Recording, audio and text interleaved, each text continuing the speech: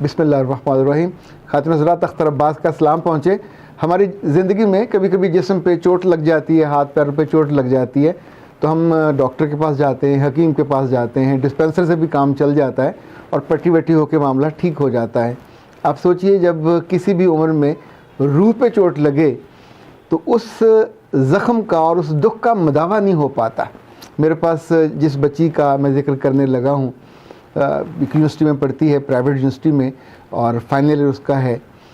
کسی اچھے گھر سے بچی ہے، بہت عمدہ گھر ہے، اچھی فیملی ہے، انہیں جڑی ہوئی فیملی جو محبت کرنے والی، اسے کہیں کوئی پرابلم نہیں ہے کہ کوئی اگنورڈ ہو. اس کی پسند پہ والدین نے سعد کیا، آمادہ ہوئے اور ایک اس کی کلاس فیلو سے اس کی منگنی کر دی. منگنی کے کچھ عرصے کے بعد، منگنی کے کچھ مہینوں کے بعد اس لڑکے نے اپنی منگیتر سے کہا کہ جو چیز فری میں مل جائے، میرا دماغ خراب ہے کہ میں اس کے لیے اپنی پوری زندگی دو پہ لگا دوں اور اس کی قیمت ادا کروں. اور اس کے بعد یہ کہانی ختم ہو گئی. اس بچی نے روتے ہوئے جو اس کی سسکیاں تھیں، جو اندر اس کی چیخیں ہوں گی، ظاہر ہے وہ تو انسان نہیں سن سکتا، پر جو اس کی برداشت سے باہر تھا دکھ، اس نے کہا سر میں کیسی بدقسمت ہوں کہ جو مجھ پہ بیتا میں کسی کو بتا بھی نہیں سکتی، نہ اپنی ماں کو، نہ اپنے باپ کو، نہ اپنے بھائی کو، نہ اپنی کسی دوست کو، کہ میں اس کے ہاتھوں لٹ گئی کہ جس سے میری منگنی ہوئی تھی اور جس کے ساتھ زندگی اکٹھے گزارنے کے ہم نے خواب دیکھے تھے. وہ سارے خواب ہم دونوں نے مل کے بنے تھے. ایک ایک دن بیٹھ کے ایک ایک منظر کو ہم نے رنگ کیا تھا کہ کیسے ہم زندگی گزاریں گے اور کیسے ہم آنے والے برسوں کو بہت عمدگی کے ساتھ، یعنی باقی لوگوں کے لیے ایک آئیڈیل زندگی بن جائے گی. میں کیا جانتی تھی کہ اس بدبخت کے ذہن میں کیا چل رہا ہے. خاتون حضرات، یہ معاملہ سننے کے بعد میرے دل میں 3 خیال آئے. کیا سارا قصور اس لڑکی کا ہے؟ اس پہ بات ہو سکتی ہے. کیا سارا قصور اس لڑکے کا ہے؟ اس پہ بھی بات ہو سکتی ہے. یہ دونوں نقطہ نگاہ قصور وار کسی کو ٹھہرانے میں کون سا زور لگتا ہے، پر ایک تیسرا نقطہ نگاہ بھی تو ہو سکتا ہے. کیا کچھ قصور اس تربیت کا، اس گیپ کا ہے کہ جہاں اس بیٹی کو بڑا کرتے ہوئے، بڑا ہوتے ہوئے بیچ میں کوئی نہیں یہ بتا پایا کہ تمہارے پاس صرف تمہارا چہرہ خوبصورت نہیں ہے، تمہارے پاس صرف تمہاری جو روح ہے وہ عمدہ نہیں ہے. یہ جو تم سوچتی ہو، یہ جو تم خواب بنتی ہو، یہ جو تم اچھا بولتی ہو، یہ جو تم اچھا دکھتی ہو، اس کے علاوہ بھی کوئی چیز ہے، اور وہ تمہارا جسم ہے، وہ تمہاری عزت ہے، وہ تمہاری عصمت ہے. اور اس کو کوئی وقت اس انمول چیز کو بنا مول کے لے جائے اور پھر تمہارے سامنے آ کے وہ بیٹھے اور تمہاری آنکھوں میں آنکھیں ڈال کے کتنی بے شرمی کے ساتھ اور کتنی ڈھٹائی کے ساتھ یہ کہے کہ جو چیز مجھ کو مفت مل گئی، میں اس کے لیے اپنی زندگی کیوں برباد کروں، میں اس ذائقے کو کسی اور جگہ چکھ لوں گا، میں اسی ذائقے کو کسی اور وجود میں ڈھونڈوں گا. اب سوچیں اس بچی نے یہ جملہ کہا، اس نے کہا سر میری منگیتر نے ہی میری زندگی برباد کر دی. وہ جس کے ساتھ میں نے یہ زندگی بسر کرنے کا طے کیا ہوا تھا، میرے گھر والے تیار تھے، اس کے گھر والے تیار تھے، اور شاید 2020 کے وسط میں ایک انڈرسٹینڈنگ تھی کہ ہماری شادی ہو جائے گی. اس نے دیکھیں یہ جو وقت آیا اس بچی پہ، برا وقت آیا. یہ وقت اللہ نہ کرے کسی اور بچی پہ آئے، پر بار بار آتا ہے. یہ غریب لوگوں کی بچیوں پہ بھی آتا ہے، یہ متوسط طبقے کی بیٹیوں پہ بھی آتا ہے، اور یہ بالکل جو اعلیٰ ترین امیر ترین لوگ ہیں ان کی بیٹیوں پہ بھی آتا ہے. پر آتا تب ہے جب ہم اپنی محبت کا جو فریم ورک ہے اس کی حدود نہیں طے کر پاتے. آپ سوچئے کہ تعلق بنا تو بہت اچھی بات ہے، اس کو ریکگنیشن مل گئی، اس سے بھی اچھی بات ہے، گھر والے مان گئے، اس سے بھی اچھی بات ہے. اب چند ماہ کا جو صبر ہے، یہ شاید اس سے بھی اچھی بات ہوتی کہ آپ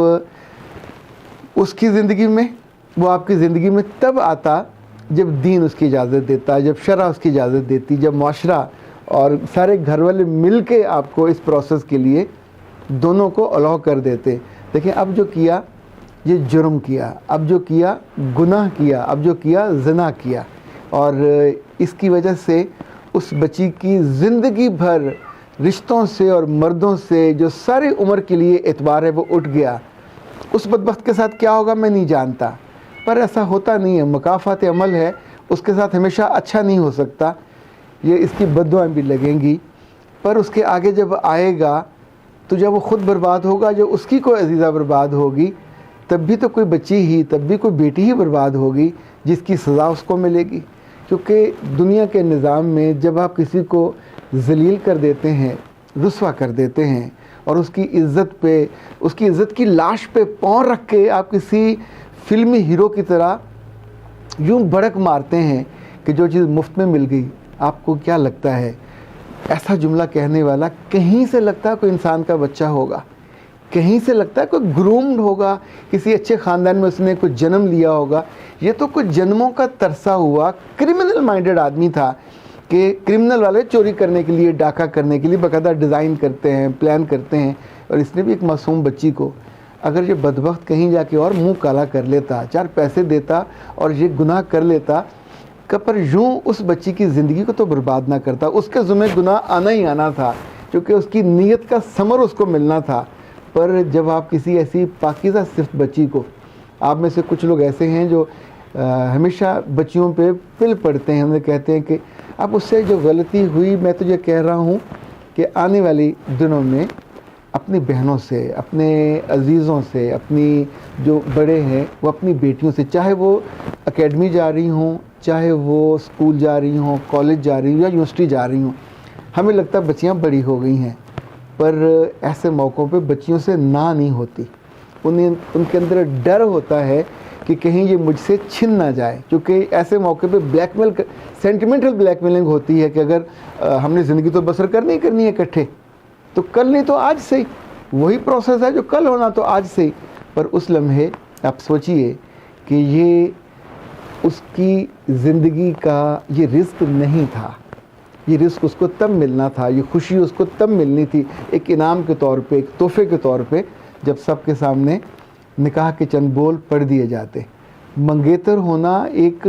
بنیادی کمٹمنٹ ہے، یہ میاں اور بیوی ہونا ڈکلیئر نہیں کر دیا جاتا۔ بہت سارے بچے اور بچیاں بار بار پوچھتے ہوتے ہیں کہ ہم منگیتروں سے کتنا ڈسٹنس کریں، کتنی باتیں کریں، کتنی نہ کریں۔ جب بھی آپ اپنی حد سے نکلو گے، جب بھی آپ گھر والوں کو بتائے بنا اس کو راضی کرنے کے چکر میں پڑو گے، تو آپ سوچیں آپ اپنی زندگی کی سب سے قیمتی متاع گنوا بیٹھو گے کہ جس کی واپسی بہت مشکل ہوتی ہے اور اس کو کوئی نہیں جانتا ہوتا۔ پر سوچیں جو آپ کو اندر سے مار پڑتی ہے، آپ اپنی آنکھیں شیشے میں خود نہیں دیکھ سکتے، آپ اپنا چہرہ خود دیکھ کے اپنا سامنا نہیں کر پاتے، اور ایسے میں آنے والے برسوں کے کتنے دن اور کتنی راتیں خوشی سے خالی ہو جاتی ہیں، تاریکی سے بھر جاتی ہیں، اور آپ کو وہ سارے، ایک تو یعنی یہ دکھ ہوتا ہے کہ لٹ گئے، پھر اس سے بڑا دکھ یہ ہوتا ہے کہ لوٹا اس نے کہ جس کو لوٹنا نہیں چاہیے تھا۔ یہ جس ماں کا بیٹا تھا، یہ جس بہن کا بیٹا بھائی تھا، اگر ان کی طرف ہم تھوڑی توجہ کریں، کہیں پرابلم وہاں بھی تو ہے کہ اپنے بچوں کو، اپنے بیٹوں کو، اپنے بھائیوں کو ہم اتنی تمیز نہیں سکھا پاتے، اتنی تہذیب نہیں سکھا پاتے کہ جو رزق ان کو ملنا ہے، جو عزت ان کو ملنی ہے، جو تحفہ ان کو ملنا ہے، وہ اپنے وقت پہ لیں۔ جو اس سے پہلے آپ ایک نعمت کو ایک بدترین کیفیت میں لے جاتے ہو اور وہ آپ کے لیے ایک عذاب کی صورت اختیار کر لیتی ہے، اور یہ وہ گناہ ہے، یہ جب تک اس کے اثرات رہیں گے اس کی روح پہ آپ کو بد دعائیں ملتی رہیں گی، اور وہ جملہ کتنے ہی لوگوں کے لیے ان کی راہ کی رکاوٹ بنے گا کہ یہ جو منگیتر ہیں، اپنا ہی منگیتر اور اپنی ہی منگیتر کی عزت لوٹ کے اس نے اس کی زندگی برباد کر دی، کاش ایسا نہ ہوا ہوتا۔ اور پر جو ہو گیا سو ہو گیا۔ آنے والے دنوں میں، آنے والے وقتوں میں، آنے والے رشتوں میں شاید ہم تھوڑی احتیاط کر سکتے ہیں۔ احتیاط ہو جائے تو حادثہ نہیں ہوتا، اور احتیاط اگر سکھا دی جائے تو زندگیاں بچ جاتی ہیں، عزت بھی بچ جاتی ہے۔ اختر عباس کو اجازت دیجیے۔ السلام علیکم ورحمۃ اللہ۔